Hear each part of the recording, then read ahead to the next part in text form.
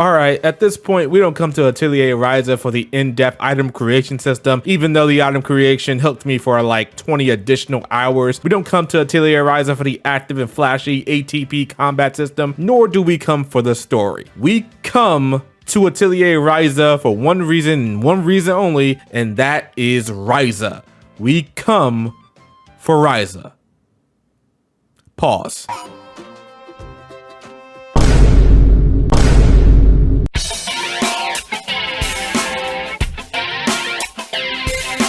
In case you don't know what I'm talking about, let me give you the skinny. Atelier games have been coming out strong for quite a long time now, and they have gotten a lukewarm reception from RPG fans. They certainly aren't bad games, but they don't exactly make a huge splash when they release, and they have their rather niche following that really enjoy and will play any Atelier game that releases. And the company Gus that made these games probably don't care too much about sales, because if they did, well, let's just say Atelier would probably be done by now. But all that changed when Atelier Ryza got summoned to the field. When the first Ryza game dropped, nearly everyone liked what they saw, and this was pretty much because the design of Ryza was on point and resonated with everybody. And Ryza pretty much memed herself to series success, enjoying recognition for fans and non-fans, and the series as a whole enjoyed many sales milestones that, let's just be honest, wouldn't be reached if Ryza wasn't a thing. A plethora of artwork was created, and she has a tons of admiration because of her design. I mean, interestingly enough, I didn't see this much artwork on the timeline when Sophie 2 was dropped. I'm just saying. Now, I'm not gonna sit here and lie to you. I was very lukewarm on Atelier games until Ryza came onto the scene and caught my eye. As a matter of fact, I only finished 2 Atelier games prior to Ryza, and that was Mana Khemia 1 and 2 back on PlayStation 2. And it might seem that I'm only interested in the Ryza games because of the thick thighs from Ryza, but it's not the sole reason I'm playing these games. Trust me, if the gameplay wasn't nice and the item creation wasn't addicting, I wouldn't be giving this series the time of day. I've talked to many others and they've said the same thing. I know the longtime Atelier fans are just rolling their eyes as I said that, but hey, it is what it is. Anyway, finishing Ryza 1 and 2 and then spending 67 hours on this third outing, how does Ryza's last appearance play out? I mean, it's not like this is going to be her last appearance, period. We already have an Atelier Ryza anime. I'm pretty sure she's going to have a whole bunch of crossovers with a whole bunch of gacha games and collaborations with other games in general. So maybe I should rephrase that, but I'm too lazy to go back. Like in any Atelier game, the story isn't exactly groundbreaking, but it doesn't really need to be. Ryza and her friends are trying to prevent her home island from ruin. Along the way, she needs to figure out how her home island came to be and the secrets that have laid dormant for years. Along with her, you have a returning cast of characters that have been featured in previous games, along with Bose, who I will admit is nice to see as a playable character. Seeing all his growth from Ryza 1 and 2, he's probably one of my favorite characters here. What I think is most captivating about Ryza 3 is the interaction between the characters, and man oh man is there a lot. From normal banner being triggered in towns, fields, and dungeons, to all the characterization you get through side quests with these characters. It's nice to see them all interact and see how close the bond between the characters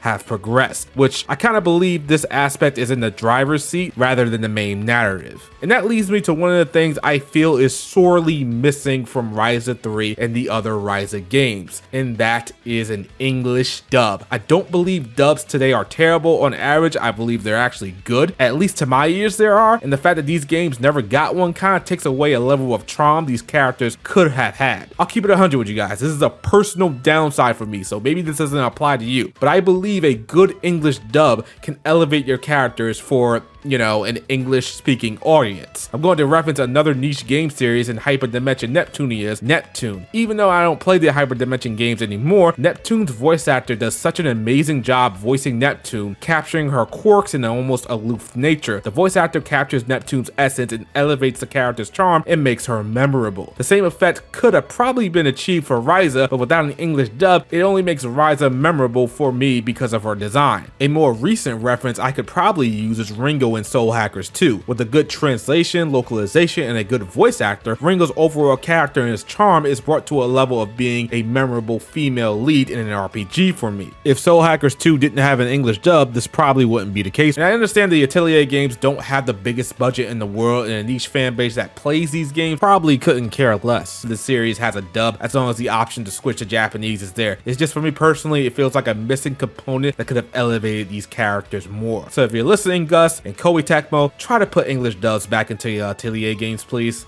Thank you. Admittedly, there's a lot to do in Ryza 3, tackling main quests, world quests, character quests, and your normal side quests. Hell, you even have random quests that pop up, well, you know, randomly that you can do. So there's really no shortage of things to get done here. You'll be traversing the game's very vast open areas to collect materials for item creation and of course do battle. The game has 4 major regions for you to explore, but it's not like there's much to do in these large open areas except to primarily gather materials. It all looks great, but exploring all these areas so that your overworld map isn't covered in clouds borderlines on busy work. Now, as I mentioned, Atelier Ryza 3 looks great and these large regions do have personality between each of them. It is nice to sometimes see the scenery. The game's graphics hold up pretty well and there's nothing that looks overall bad. I would say on launch the game's depth of field was obnoxiously strong. It was almost like the developers thought having a strong depth of field would make the game look better. It doesn't really do too much if you ask me, and all it really did was cut into the game's FPS while I was playing on PC. They rolled out an update so it's not as strong, but really what it needs is a depth of field slider. The majority of my time spent with the game, I just turned off the setting.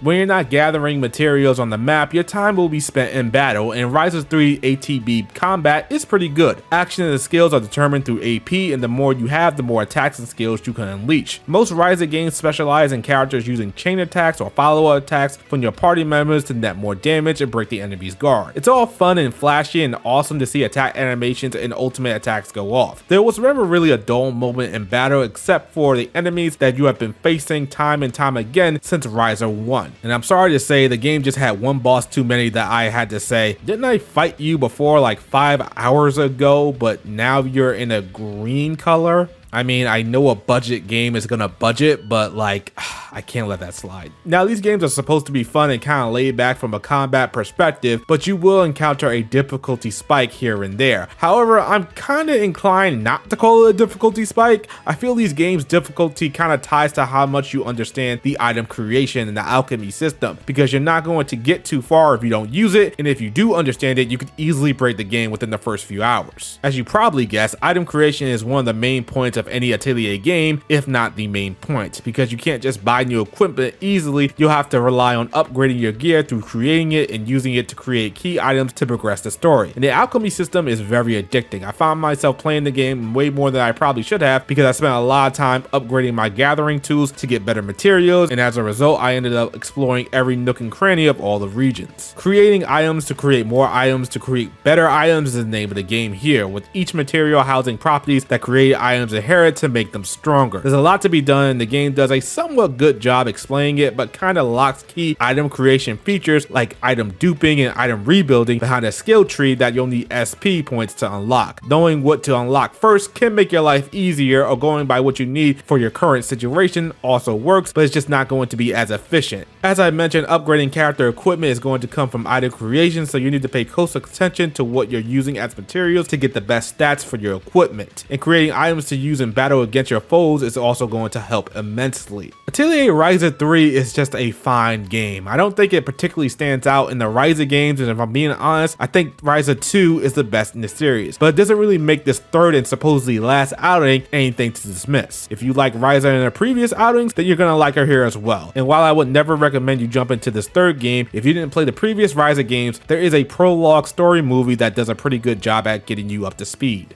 So I guess the question I'll pose to myself is, do I continue playing Atelier games after this? Well, it's simple. It depends on the design of the main character. Listen, I like Ryza. Hell, I got a figure of her on the way, and I'll be watching the Atelier Ryza anime, especially if it has an English dub, so there's no doubt that I'm a Ryza fan. But have these games turned me into a Atelier fan? All I'm gonna say is, Gus, you got some pretty thick shoes to fill with your next Atelier game. And if you want to see the same success you see with Ryza, well, you know what probably needs to be done.